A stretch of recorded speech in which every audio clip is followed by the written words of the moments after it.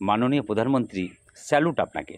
গুজরাটের একটা মঞ্চে দাঁড়িয়ে আপনি 140 কোটি দেশবাসীকে উপদেশ দিলেন, দেশীয় শিল্প প্রোডাক্ট ব্যবহার করো, বিদেশি প্রোডাক্ট বর্জন করো। তিনি আরও বললেন, বিদেশ থেকে ছোট ছোট চোখওয়ালা গণেশের মূর্তি আমাদের দেশে আসে, এটা আমাদের লজ্জা, সেই মূর্তিতে আমাদের পুজো করতে হয়।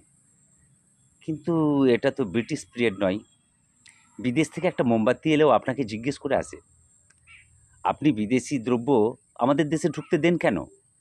তাছাড়া আপনার যে চশমাটা ইটালির 1.5 লক্ষ টাকা দাম, কলমটা জার্মানের 1 লক্ষ টাকা দাম, হল্যান্ড থেকে আপনার স্যুট আসে 4 কোটি টাকা দাম, আপনার গাড়িটা BMW 7 সিরিজ, মূল্য 12 কোটি টাকা।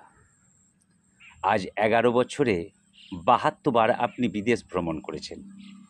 এই গণতন্ত্রে আপনি স্বদেশী আন্দোলন করছেন। আপনাকে আর একটা